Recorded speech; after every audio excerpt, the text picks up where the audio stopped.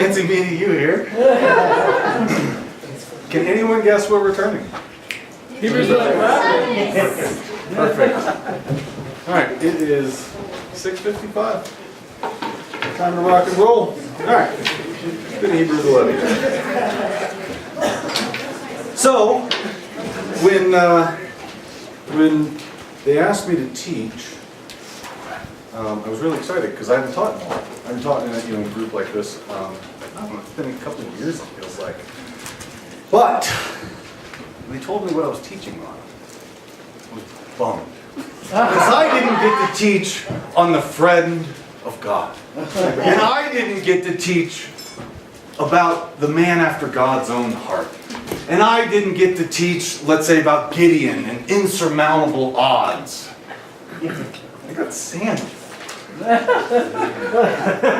Well, okay. I'll do the work. I'll do the work. Samuel. Well, I got to reading about Samuel. And it's not that there's anything wrong with Samuel. He's boring. And he's not boring in the sense of like nothing happened. He's boring in the sense what he was good at was foundational. It was just what we should all be doing. It was just really easy stuff, but he just mastered it. He was like, anybody ever see the Harlem Globetrotters live? Okay. So, I haven't, but I've seen YouTube or TV or whatever. It's the next best thing. But you have this guy. Well, one of the foundations of basketball is dribbling, right? But you have the guy that mastered dribbling. And he can dribble, right hand, and he can dribble his left hand, and he can dribble behind his back with both hands, and in front with both hands, and he can dribble between your legs and your other leg, and between, behind you. And he can dribble all up and down the court, and he can dribble in over here, make you think that he made the shot. He's amazing at dribbling. And that's what Samuel is. Now, I am going to need a volunteer. And I don't know how this is going to go. Okay, I need you to come up here. A lot of people have been wondering what this rock is for. Okay, you stand here. You stand here. I'm going to throw this rock into your mouth. I need you to open your mouth. Okay. It'll come up later. Anybody want a rock? A blessed rock? You get a blessed rock, sir. The rock is Christ. Okay. So we got Hebrews. What more shall we say? Verse 32. And where's Joey? Is Joey around? ESV, baby.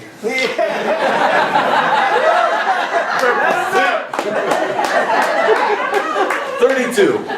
What more shall say, for time would fail me to tell of Gideon, Barak, Samson, Jephthah, of David and Samuel and the prophets. Okay, so a guy's in there.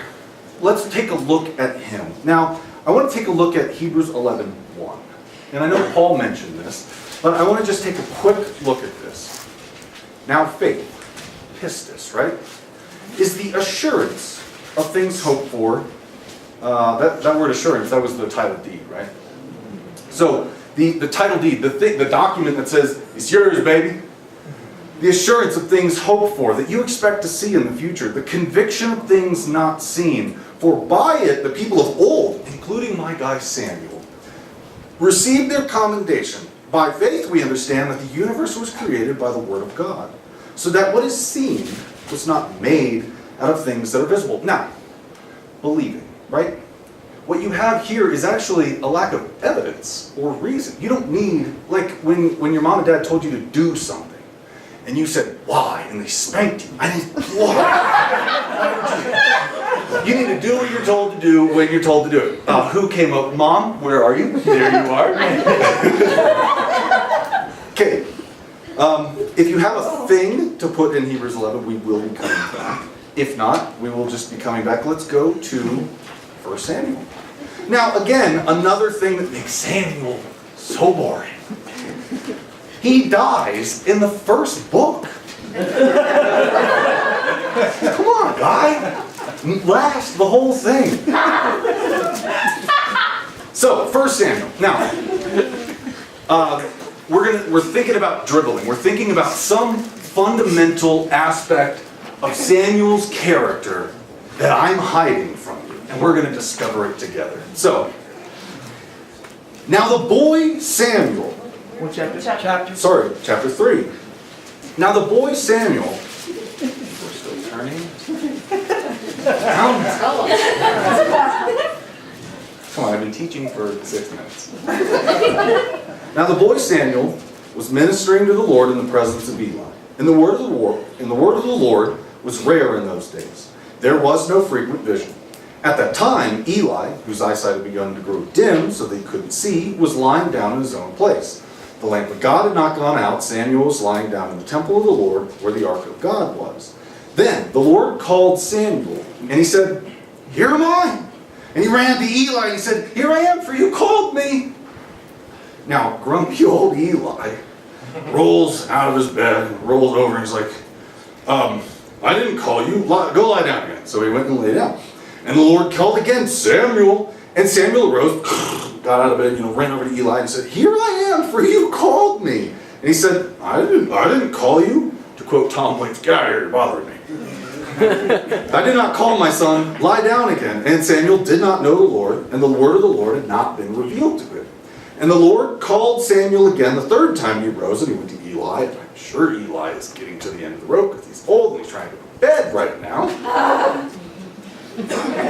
"Here I am, you called me." Eli perceived that the Lord was calling the boy. Therefore Eli said to Samuel, Go lie down. And if he calls you, say, "Speak, for your servant hears." Now, imagine being a young boy, and I'm trying to think of an example of, like a man of God that I looked up to. And so I think of Doug. Some of you may know of Doug. He was the guy that started Sowers, and I got to spend a lot of time with him. So let's say I was in the farmhouse where he lives, and I was like sleeping on the porch or something like that, which is really nice to do, the cool of the spring and all that. And I hear a voice, "Michael!" And I'm like, "Doug's calling me!" And I run over there. And I can only imagine Doug being a little terse with me about waking him up. He's in his jammies, he's laying down, he had his wine, he's ready for bed, and here's Michael. Okay, so. 2 robes. 2 robes, yeah, sorry. Yeah. Jammy time.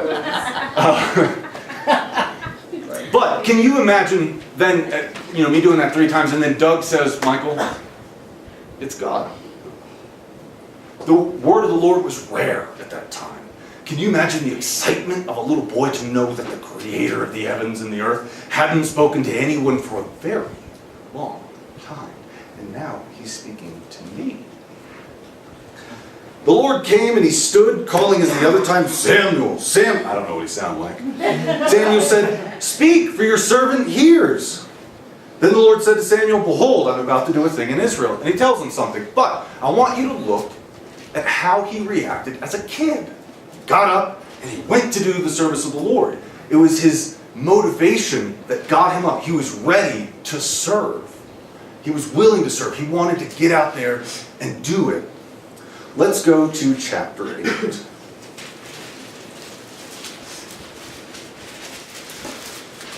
When Samuel became old, I don't know how old this is, but for all you old people out there, I'm sure you know. He made his sons judges over Israel. They were at least old enough to be judges over Israel, so probably 30. Let's say you had him between 20 and 30, so he's 50 to 60 minimum. That's old. That is old. Throw the rock. Hold on to that rock. Somebody wants it. I got you. Samuel became old and made his sons judges over Israel. Now, the name of his firstborn was Joel, and the name of his second, Abijah. They were judges in Beersheba, yet his sons did not walk in his ways, but turned aside after gain. They took bribes, and perverted justice. Then all the elders of Israel gathered together and came to Samuel at Ramah and said to him, "Behold, you're old, And your sons do not walk in your ways. Now, appoint for us a king to judge us like the other nations. But the thing displeased Samuel when he said, give us a king to judge us. That's not how God had set it up, but now they want to change it. And I like to think, how would other biblical characters kind of react to this? Can you imagine Moses? The guy that talked back to God. Right now, he's like, we don't ever listen to the children of Israel. If anything, we do the opposite.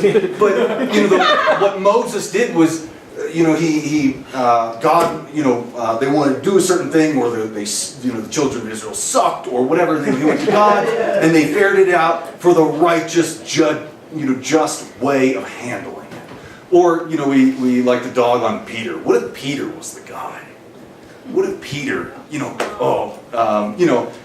think of Peter like, you get the Shekinah glory on the mountain and all that stuff, and Peter's like, don't know why I'm here, but let's make an altar, and God says, shut your mouth, I'm trying to talk here.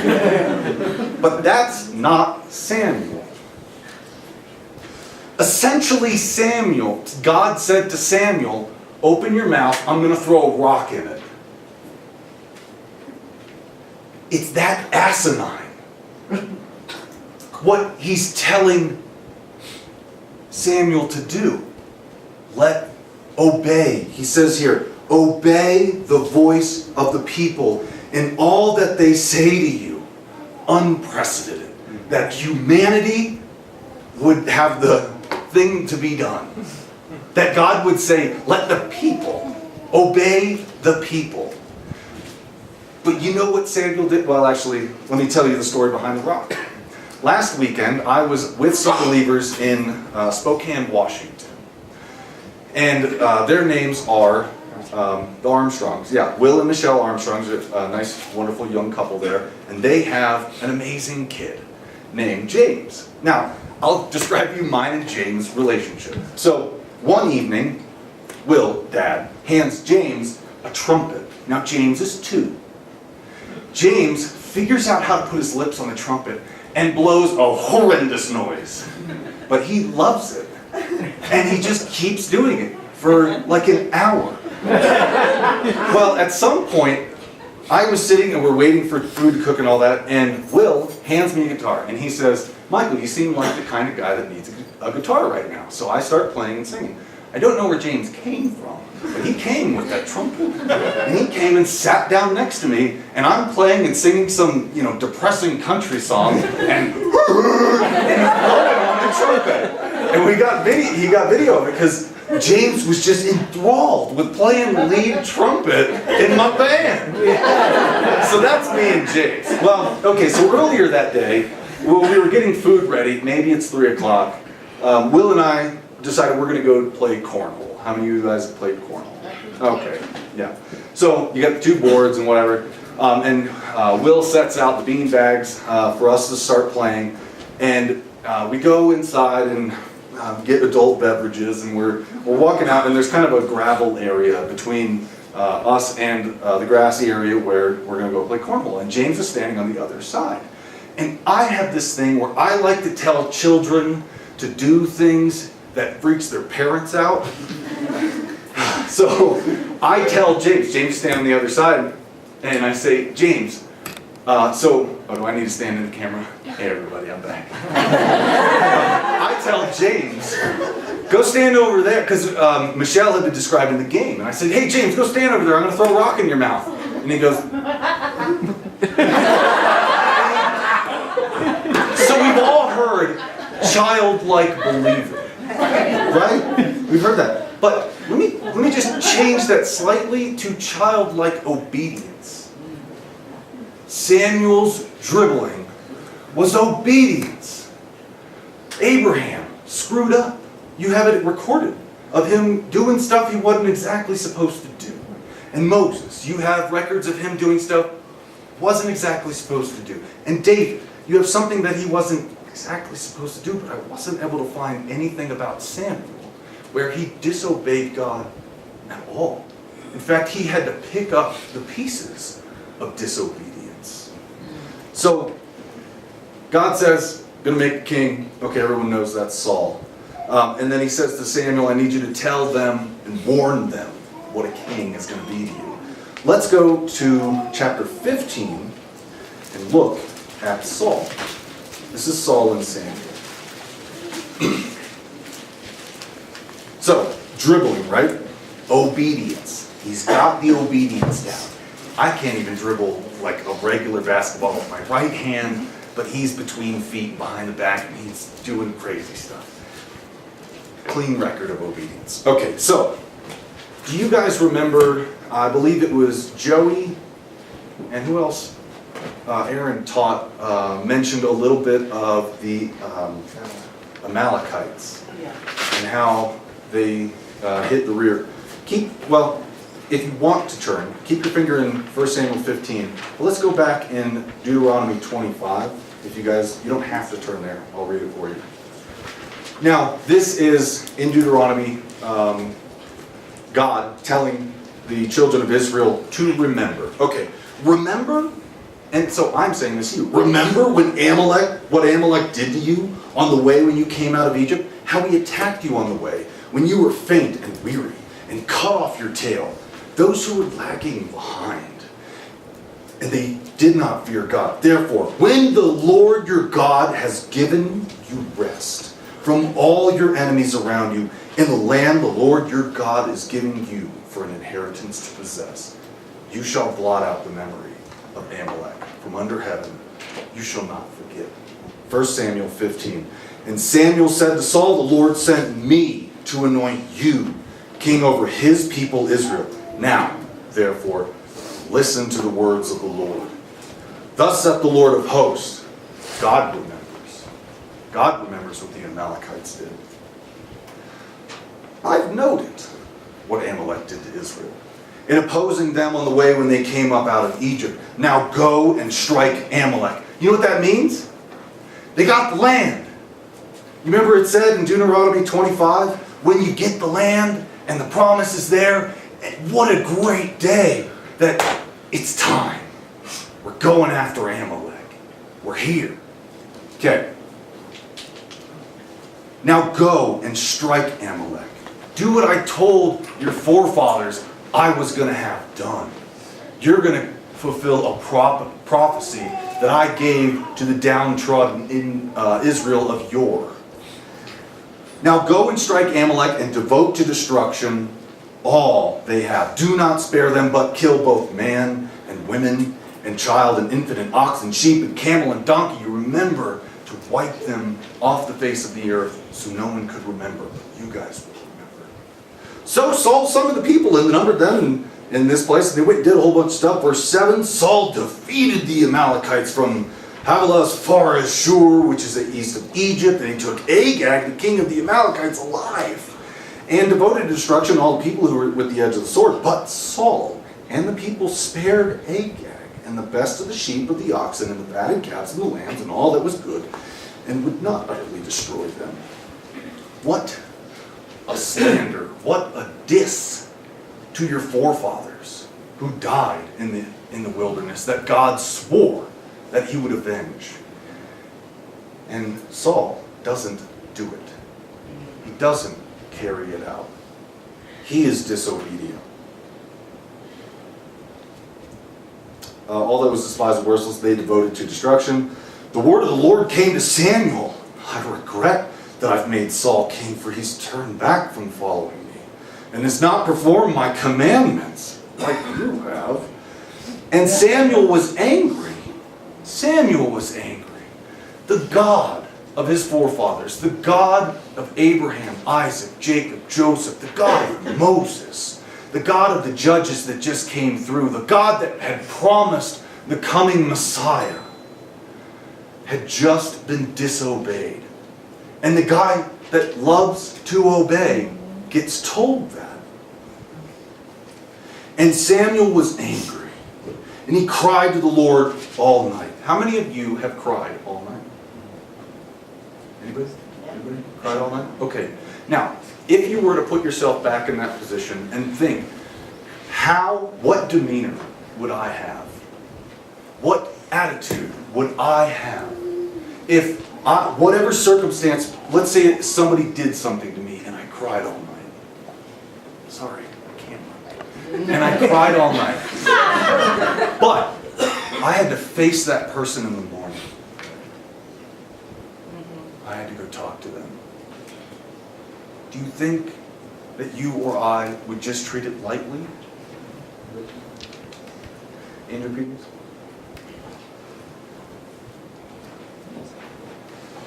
Blessed be to you.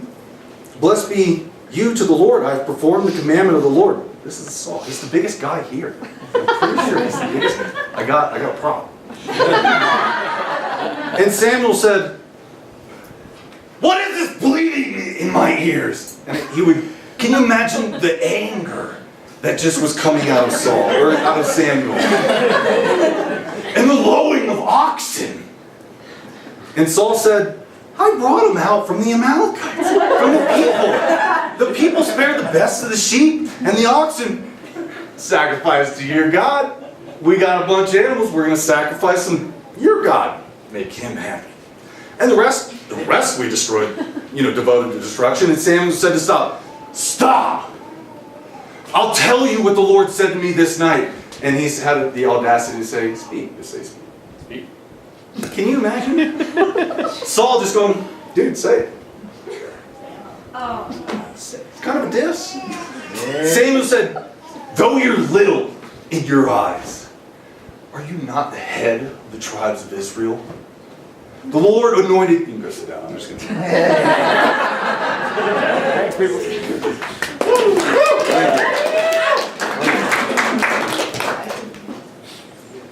"The Lord anointed you king over Israel, and the Lord sent you on a mission and said, 'Go, devour to destruction the sinners, the Amalekites, and fight against them until they're consumed.'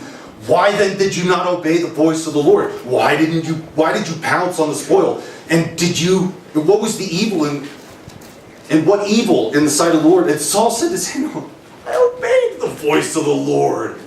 I've gone on the mission on which the Lord sent me. I brought back Agag and the king of Amalek, and I devoted the Amalekites to destruction. But the people took of the spoil, the sheep and oxen, the best of the things, the devoted to destruction, and sacrificed to the Lord your God at Gilgal. You got all this stuff. Let's sacrifice it up, man. Let's praise God, big barbecue." Samuel says, "Has the Lord as great delight in burnt offerings and sacrifices as in obeying the voice of the Lord? Behold, to obey is better than sacrifice, and to listen better than the fat of rams. For rebellion is the sin of divination, and presumption is as the iniquity of idolatry. Because you rejected the word of the Lord, he has rejected you also from being king." Obedience. Spotless record, and had to pick up where other people would not obey. That guy. That's the guy I got to teach on. I think David would have been cool, but Samuel. So living in light of eternity. I want to focus on living. Yes, there's eternity, but right now we're living. And the fundamental thing is obedience. When you confess Jesus is Lord, right? What a Lord has to communicate, right, to his servants.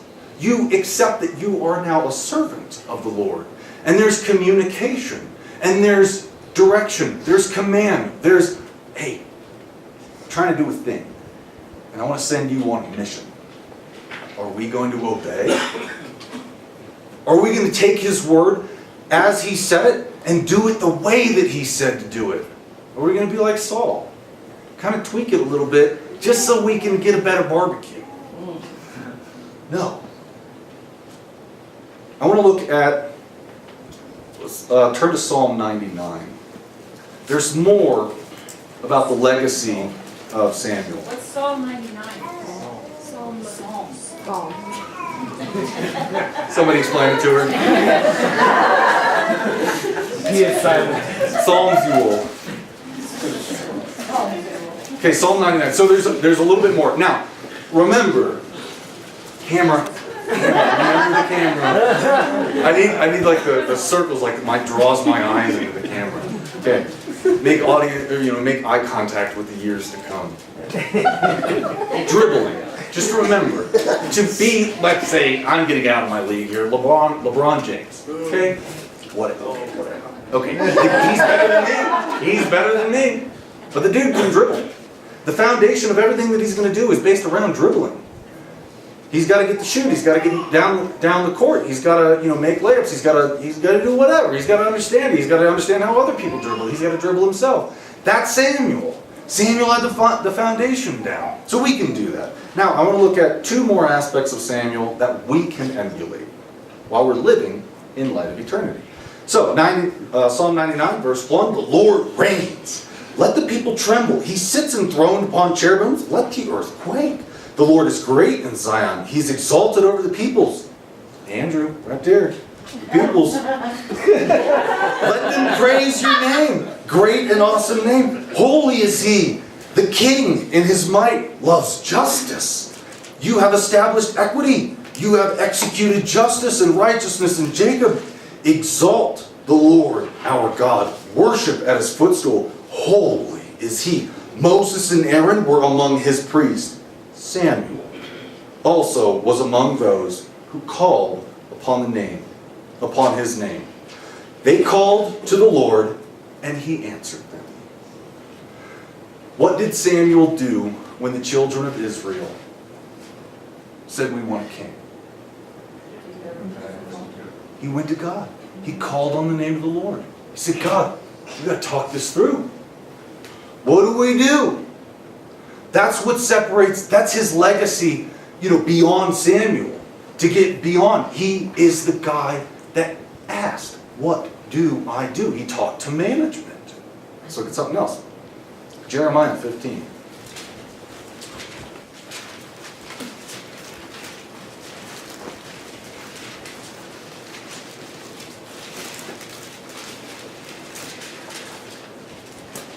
Verse 1. Then the Lord said to me, though Moses and Samuel stood before me, yet my heart would not turn towards this people. Moses and Samuel, my guy, the guy I get to teach about. His name was Moses again. Feeling better about this. But they stood before him like a servant would kind of just stand just out, camera.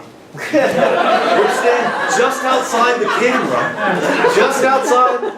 He's got water, he's got tissues, he's got whatever the Lord needs, and he's watching. What do you need? What do you need done? Because I'll just be right over there. I'll be waiting on you.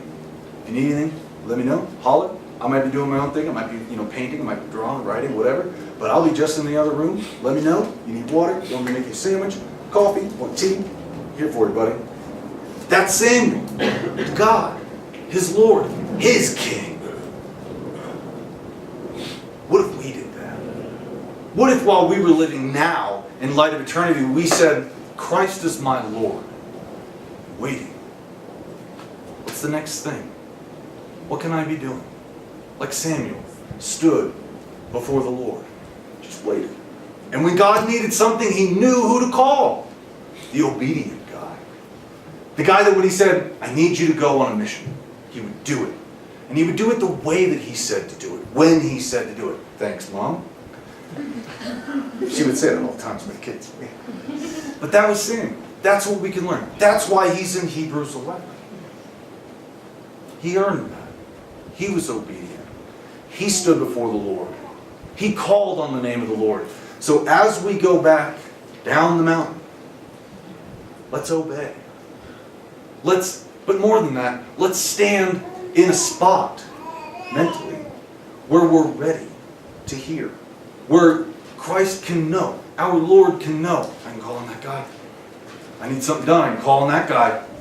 That girl. They'll obey. They'll do it. They'll be there. They'll have the courage to obey. Let's be there. Let's take Samuel's advice, or Samuel's witness, because, Hebrews 12, a great cloud of witnesses. That's what Samuel is. Samuel's the guy we can emulate. This is a silly example. I guess I'm going to. When I first started playing guitar and singing, I had a guy that I finally was like, I found somebody I can emulate, but he was really low, you know, like deep and gravelly and whatever, and that's what I learned from. But I found somebody I could emulate. I found somebody, and a lot of people do that with music. You learned from somebody you like. And it's been said that emulation is the highest form of respect. I want to be like Samuel. I want to obey. I want to do that. I want to stand in a spot in the room where Christ can know, that's my guy. And when something comes up outside of my world that I can't figure it out, I go, let's pause. I'm going to go talk to God. Let that be you. Jessica? Great. Thanks.